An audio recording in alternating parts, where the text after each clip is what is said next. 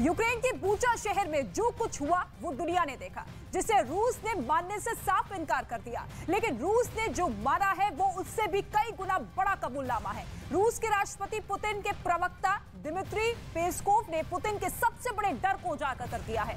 क्या है वो डर, देखिए इस रिपोर्ट में आप।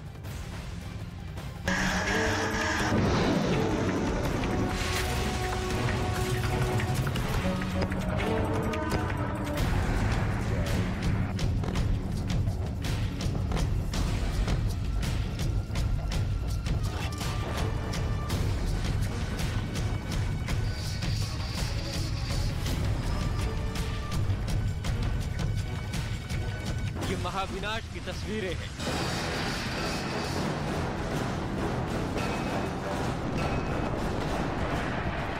ये तबाही की तासीर लिए जंग की तस्वीरें हैं।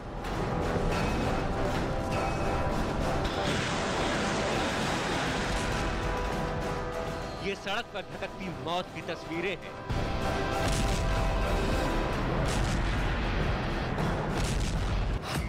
आखिर इस महायुद्ध में रूस को कितना नुकसान हुआ है? रूस यूक्रेन पर सभी तरीके के दांव चल रहा है, लगातार माइंड गेम खेल रहा है। लेकिन अब यूक्रेन में अब रूस पर बर्बादी का बारूद बरस रहा है। महीने भर की जंग के बाद रूस को क्या मिला? बर्बादी, प्रतिबंध और जिल्लत, जिसकी गवाह है ये तस्वीरें।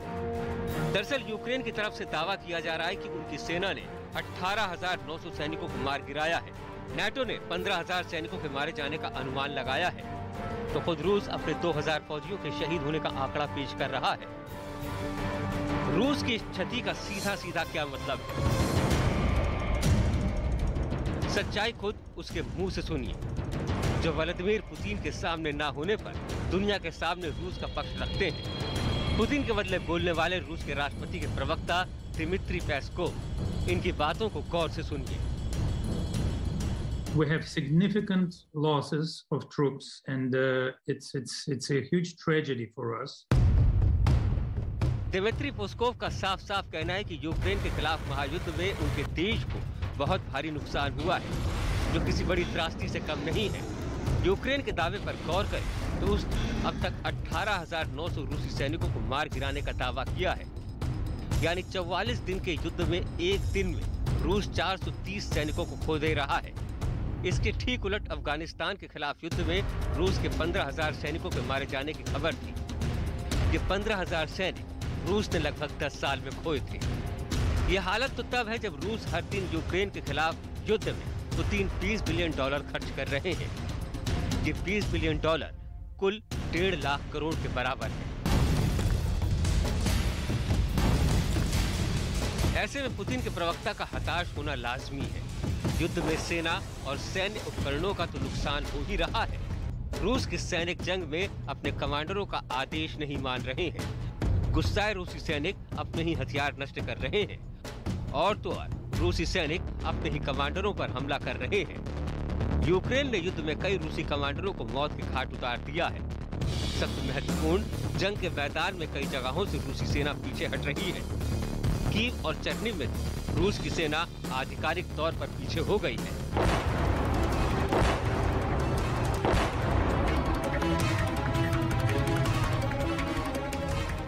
Now about two regions, Kiev and the Chernigov regions. So actually the troops were really withdrawn from that region as an act of a goodwill during the negotiations between two delegations, Russian and Ukrainian delegation. And it was an act of a goodwill just to lift tension from those regions, and in order to show that Russia is really ready to create comfortable conditions for continuation of negotiation. Ukraine में जो धमाके हो रहे हैं वो पूरी दुनिया देख रही है, लेकिन उसका असर सिर्फ यूक्रेन पर ही नहीं हो रहा है। यूक्रेन के दावों पर गौर करें तो पता लगेगा कि 150 लड़ाकू विमान, 135 हेलीकॉप्टर, 698 टैंक, 1,891 सैनिक गाड़ियां, 108 rocket system, 55 air defence system, 111 drone मार गिराने का दावा किया है। रूस के टैंक तबाह हुए हैं, यहाँ पर बर्बाद हुए हैं, क्योंकि यूक्रेन ने उनको कड़ा प्रतिरोध दिया था। यहाँ पर चारों तरफ तबाही और बर्बादी का मंजर है, लेकिन यहाँ एक ऐसी जगह थी जहाँ पूरी तरह से यूक्रेन की सेनाओं ने बर्बाद कर दिया। कितने हैवी यहाँ पर रूस के टैंक हैं, और ये देखिए यहाँ पर चप्पल पड़ी हुई है। इसका मतलब है कि जब ये बर्बाद किए गए, जब इन पर हमला किया गया टैंकों पर, तो उन सैनिकों को भागने का भी मौका मिला और बहुत सारी कैजुअलिटी यहाँ पर आसपास हुई थी। तो अगर मेरे पीछे देखिए आप, जरा कमलदेव जी दिखाइए टैंक नंबर 1। ये टैंक नंबर 1 है जिसको यूक्रेन की सेना ने बर्बाद कर दिया। अब कमलदेव जी दूसरा टैंक दिखाइए। ये दूसरा टैंक है, ये दूसरा टैंक है जिसको बर्बाद किया है यूक्रेन की फोर्स ने। उसके बाद तीसरा टैंक है, जरा तीसरे टैंक की तस्वीर दिखाइए। फिर चौथा टैंक है, और उसके बाद पांचवा टैंक, फिर छठा टैंक, यानी लगभग आधा दर्जन टैंक यहाँ पर तबाह किए गए हैं। रूस की फोर्सेज के टैंकों को यूक्रेन ने तबाह किया है।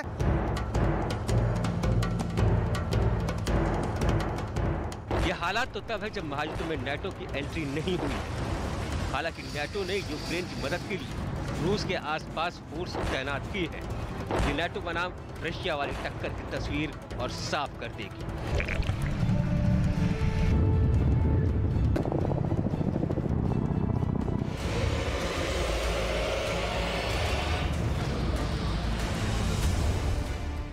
पूर्वी यूरोप में एस्टोनिया और लताविया में नाटो के करीब 1,500 सैनिक हैं। लिथुआनिया में नाटो और अमेरिका के मिलाकर करीब 2,000 सैनिक हैं। पोलैंड में नाटो के 7,000 से ज्यादा सैनिक तैनात हैं। रोमानिया में नाटो के 1,000 सैनिक हैं। ये स्थायी तैनाती है जो हमेशा पूर्वी यूरोप में रहती है। इतना ही नहीं, जरूरत पड़ने पर नाटो स्लोवाकिया में 2,100, हंगरी में 1,000, तो बुल्गारिया में 1,000 सैनिक कभी भी उतार सकता है।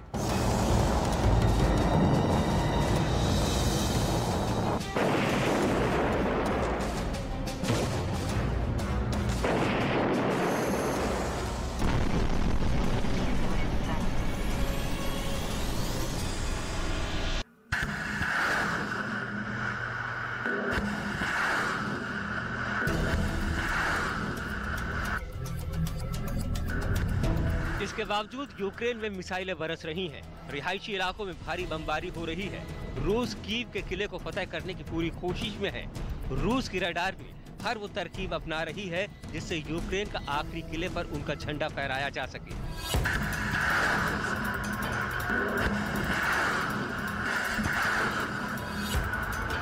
ऐसे में यूक्रेन के राष्ट्रपति वोलोदिमीर ज़ेलेंस्की ने नाटो और दूसरे देशों से हर तरह की मदद की मांग की है। Певні результати вже є. Передусім, вони проявляються у чинних санкціях проти Російської Федерації. Але в тому-то і справа. Результати поки тільки певні. Ще не такі, як потрібні, щоб зупинити Росію, щоб зупинити війну. Але ж якби санкції працювали дійсно на 100%, то на планеті для свободи, для безпеки людини, для концепції прав людини як такої. Надходить все більше інформації про те, що російські пропагандисти готують, так би мовити, дзеркальну відповідь на шок усіх нормальних людей від побаченого в Бучі. Збираються так показати жертви в Маріуполі, ніби це не російські військові їх вбили, а нібито українські захисники міста. Для цього окупанти збирають трупи. महायुद्ध में अगर नाटो यूक्रेन के पीछे खड़ा है तो अमेरिका यूक्रेन के कंधे से कंधा मिलाकर चल रहा है। अमेरिका ने यूक्रेन को 1,400 Stinger anti aircraft system, 7,000 anti armour system, 5,000 Javelin anti armour system, 7,000 switchblade technical unmanned aerial system, 7,000 छोटे सैन्य वाहन, 5 करोड़ से ज्यादा गोला बारूद, 45,000 सुरक्षा कवच, हेलमेट और आर्टिलरी सिस्टम दे रखे हैं।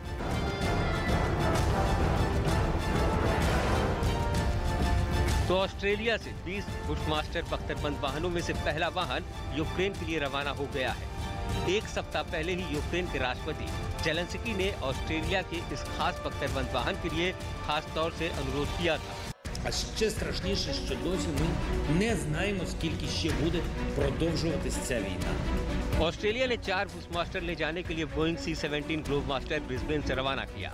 20 Bushmasters to the Ukraine, and the idea will be to provide that support to keep people safe and to repel the Russians as quickly as possible from the Ukrainian territory, to out of the Ukraine as quickly as possible. We want to protect and defend the women and children of the Ukraine.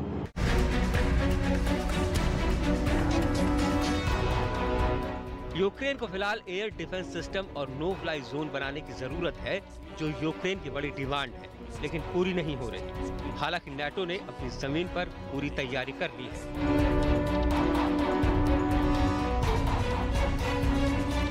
America ने Ukraine border के करीब Slovakia में अपना air defence system patriot भी तैनात कर दिया है। इससे रूसी विमानों और छोटी दूरी की मिसाइलों को रोका जा सकता है।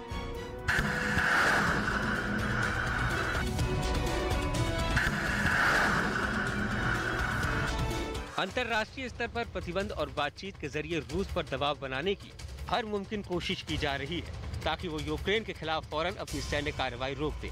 लेकिन अभी तक रूस के हमले बंद नहीं हुए। ऐसे में युद्ध का खामियाजा केवल यूक्रेन को ही नहीं उठाना पड़ रहा है, युद्ध ने रूस की भी तस्वीर बदल कर रख दी है। मार्च के महीने में रूसी मुद्रा रूबल दुनिया की सबसे तेजी से बढ़ने वाली करेंसी बन चुकी है। अमेरिकी डॉलर के मुकाबले रूबल की कीमत में 60% का उछाल आया है। यूक्रेन पर हमले से पहले $1 करीब 76 रूबल का होता था। हमले के बाद 7 मार्च को इसकी कीमत 149 रूबल तक पहुंच चुकी है, जो इतिहास में रूबल की सबसे कम कीमत है। युद्ध शुरू होने के साथ ही लोग रूबल का दाम दिखाकर पुतिन की आलोचना कर रहे थे कि कैसे उन्होंने अपनी अर्थव्यवस्था का भट्टा बैठा दिया है। पुतिन खुद मुश्किल में है, क्योंकि यूक्रेन युद्ध शुरू होने से पहले पुतिन को ये रिपोर्ट दी गई थी कि सिर्फ 4 दिन के अंदर मारियोपोल माटियामेट हो जाएगा, कीव के किले पर कब्जा हो जाएगा, जो हाल फिलहाल तो होता नहीं दिख रहा। दूसरी तरफ जेलेंस्की की जिद अब यूक्रेन में एक मजबूत इरादा बन चुकी है। यूक्रेन इसी ताकत और हौसले की वजह से अब भी इस युद्ध में रूस से बराबर की टक्कर दे रहा है।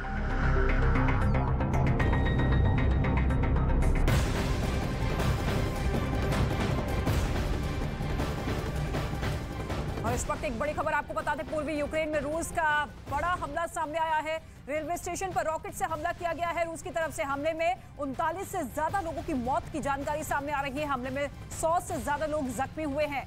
ये बड़ा हमला किया गया है।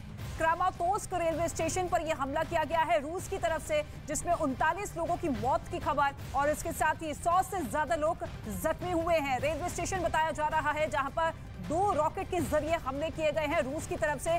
पूर्वी यूक्रेन में रूस ने ये बड़े हमले को अंजाम दिया है, जिसमें अब तक 39 लोगों की जान जा चुकी है। 100 से ज्यादा लोगों की जख्मी होने की खबर मिल रही है। ये 2 तस्वीर आप देखिए किस तरीके से रॉकेट के जरिए ये हमले यहां पर किए गए रूस की सेना की तरफ से। ये 2 बड़े हमलों को अंजाम रूस की सेना देती हुई नजर आई, जिसमें 39 लोगों की अब तक मौत हो चुकी है। 100 से ज्यादा लोग घायल हुए हैं। 2 रॉकेट दागे गए हैं रूस की तरफ से। कई शहरों में इस वक्त हमले इस कदर आगे बढ़ते हुए नजर आ रहे हैं कि डर और खौफ के माहौल के साथ जेलेंस्की पर प्रेशर बनाया जाए। लेकिन 6 हफ्ते से लगातार इस महायुद्ध को देखते हुए जेलेंस्की ने साफ कर दिया है कि हमारी सेना पुरजोर तरीके से इसी तरीके से पलटवार करती रहेगी। लेकिन दूसरी ही तरफ आप देखिए लोगों की जान जा रही है और साथ ही साथ काले धुएं का गुब्बार। हर एक शहर से इसी तरीके की भयानक तस्वीरें निकलकर सामने आ रही है। तबाही का ये मंजर जो कि दिन ब दिन बढ़ता हुआ, और ऐसे में रूस की सेना पूरी ताकत के साथ हमले कर रही है। 2 रॉकेट से हमले किए गए हैं, जिसमें 39 लोगों की मौत हो चुकी है। तो आपने देखा कि किस तरीके से रॉकेट दागे गए हैं रूस की तरफ से। रूस की सेना ने 2 रॉकेट के जरिए ये हमले किए हैं, जिसमें 39 लोगों की मौत हो चुकी है।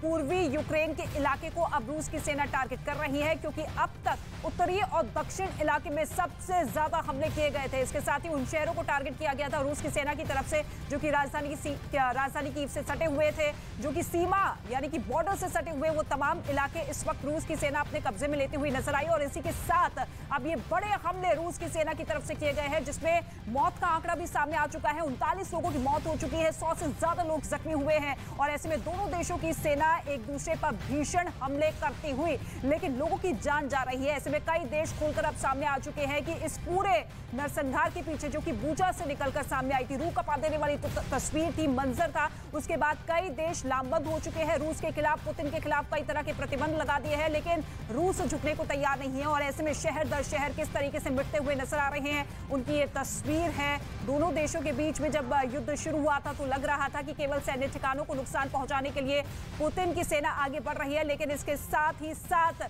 लगातार रिहायशी इलाकों को टारगेट करते हुए लोगों की जान ली जा रही है।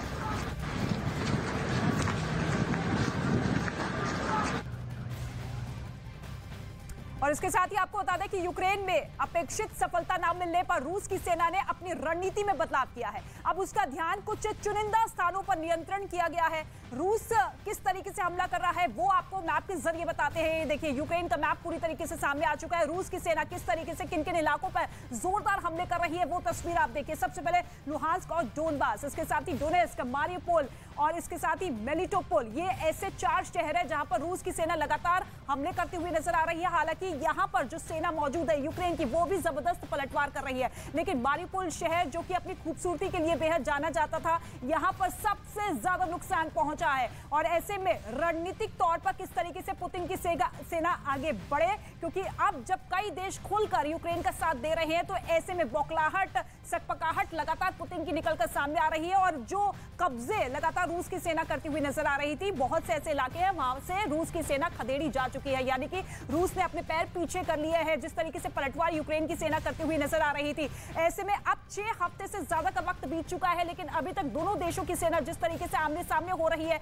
उससे ये साफ लग रहा है कि अब मध्यस्थता का जो दौर है, जो समय है, वो पीछे जा चुका है। क्योंकि वार्ता की उम्मीद जग रही थी, जो इस्तांबुल में हमने देखा था, दोनों देशों के प्रतिनिधिमंडल किस तरीके से वार्ता करते हुए नजर आ रहे थे, कुछ तरह के समझौते हुए थे। हालांकि यहां पर सीज फायर उल्लंघन जिस तरीके से किया जा रहा था, और यहां पर जब दोनों देशों की सेना आमने सामने हो रही है, तो ऐसे में क्या वाकई कई देश आगे बढ़ते हुए नजर आएंगे इस पूरे महायुद्ध को रोकने के लिए। लेकिन रूस और यूक्रेन जंग को 44 दिन बीत चुके हैं।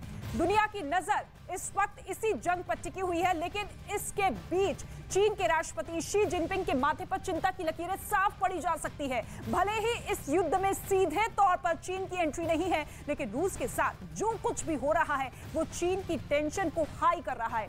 क्या है शी जिनपिंग की चिंता की वजह, और क्यों चीन इस युद्ध की वजह से सकपकाया हुआ है, ये रिपोर्ट आप देखिए।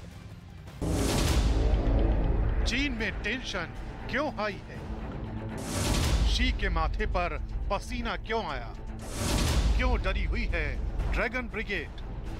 यूक्रेन के जमीन पर चल रही ये जंग दिन ब दिन लंबी खिंचती जा रही है। ये हालात सिर्फ 2 देशों के लिए चुनौती नहीं बने, बल्कि अमेरिका, यूरोप और एशिया पर इस जंग का बड़ा असर पड़ रहा है। लेकिन इन सब के बीच चीन एक अलग ही चिंता में घिरा हुआ है। शी जिनपिंग के लिए ये चिंता इतनी बड़ी है कि दिन रात उनकी नजर इस जंग पर टिकी है। तो आखिर ऐसा क्या है जो ड्रैगन ब्रिगेड को दिन रात सताए जा रहा है? ऐसा क्या है जिसने शी जिनपिंग की रातों की नींद उड़ा दी है? इन सवालों का जवाब तलाशने के लिए सबसे पहले हमें इन बातों को समझना होगा। चीन इस जंग में रूस को समर्थन कर रहा है। रूसी फौज को मिलने वाले झटके चीन के लिए सीधी चुनौती है। रूस पर यूक्रेन के जवाबी हमले शी को परेशान कर रहे हैं। चीन की फौज के पास ज्यादातर हथियार या तो रूस के हैं या फिर उससे मिलते जुलते हैं। इसलिए रूस का हर गिरता हुआ रॉकेट चीन को चिंता में डाल रहा है। यहाँ चीन को इस बात का भी डर है कि अगर इन्हीं हथियारों के साथ कल को चीन ने ताइवान पर हमला किया तो अंजाम बुरा होगा। ताइवान पर तो अमेरिका और नेटो पहले ही चीन को चेतावनी दे चुके हैं। साफ कहा जा चुका है कि अगर ताइवान पर आक्रमण हुआ तो जवाब अमेरिका और नेटो की तरफ से दिया जाएगा। इतना ही नहीं, कीव पर कब्जे की कोशिश करने के बाद नाकाम होकर रूस की फौज ने अपनी दिशा ही बदल दी। लेकिन इस बात के 2 मायने निकाले जा रहे हैं। पहला ये कि रूस की फौज को कीव में मुंह की खानी पड़ी, और दूसरा ये कि ये जंग अब कई महीने खिंच सकती है।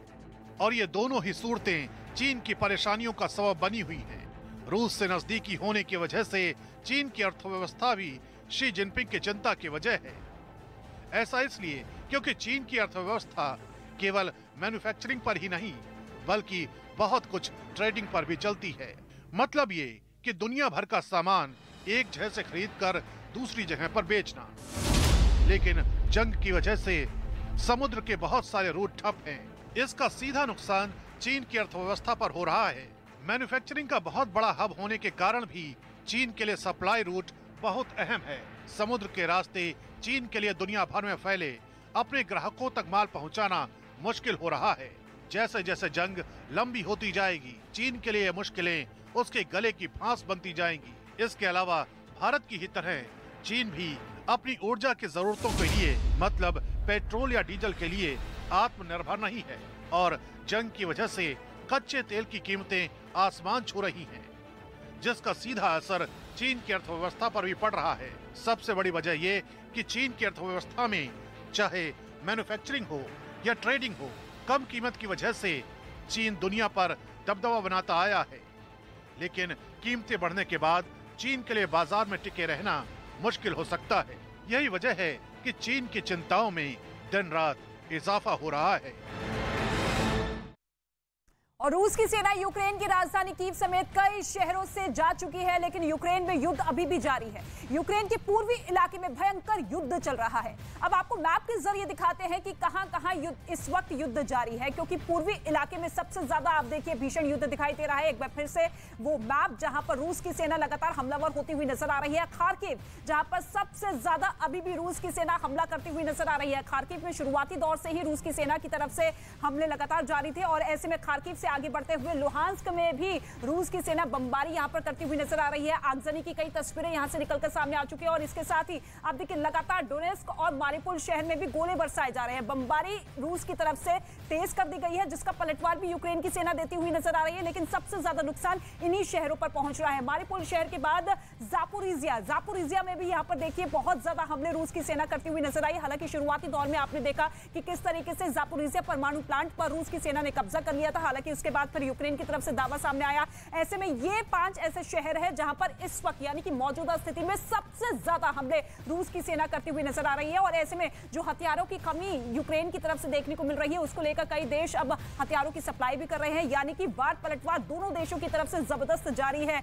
दोनों देशों की जो सेना है वो जंग में इस कदर कूद चुकी है कि किसी भी तरीके से अब अपनी जीत को सुनिश्चित किया जाए।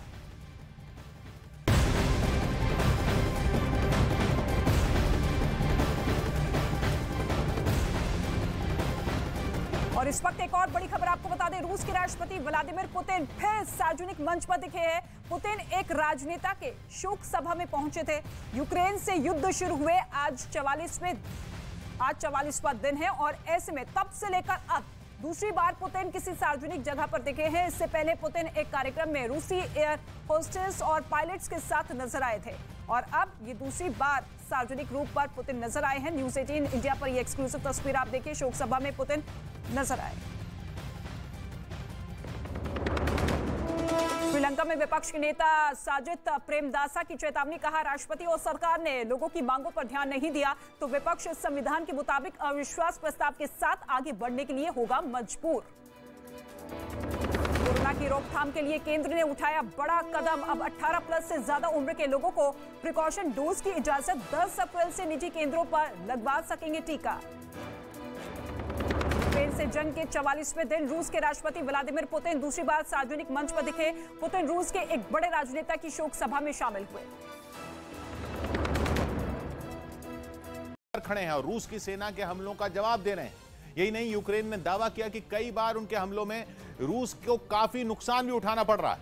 यूक्रेन की तरफ से रूसी सैनिकों पर इसी तरह का एक हमला रॉकेट से किया गया। हालांकि यह हमला किस इलाके में किया गया इसकी जानकारी नहीं दी गई, लेकिन यूक्रेन की सेना की तरफ से इसका एक वीडियो जारी किया गया। वीडियो में यूक्रेन के सैनिक मल्टीपल रॉकेट लॉन्चर की मदद से रूसी सेना पर हमला करते नजर आए।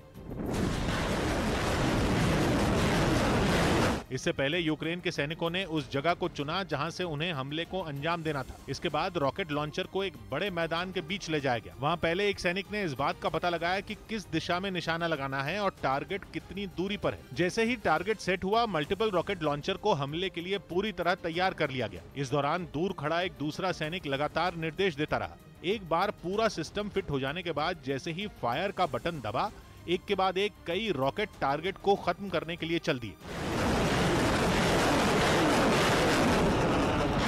यूक्रेन की सेना ने दावा किया कि उनके हमले में बड़ी संख्या में रूसी सेना के हथियार तबाह हो गए, जबकि कई सैनिक भी मारे गए। उधर यूक्रेन ने रूस के एक टैंक को बम से उड़ाने का दावा किया, जिसका वीडियो भी यूक्रेन की तरफ से जारी किया गया, जिसमें दिखा कि एक सुनसान इलाके में खड़ा वो टैंक पलक झपकते ही तबाह हो गया। टैंक पर बम गिरते ही वहां तेज धमाका हुआ, जिसके बाद उसके परखचे उड़कर चारों तरफ फैल गए। वहीं धुएं का गुबार आसपास फैलता हुआ नजर आया। हालांकि ये पता नहीं चल पाया कि ये वीडियो किस इलाके का है, लेकिन हाल के दिनों में यूक्रेन ने कई ऐसे वीडियो जारी कर रूसी सेना के टैंकों और बख्तरबंद गाड़ियों को बर्बाद करने का दावा किया। वहीं लुहांस्क शहर में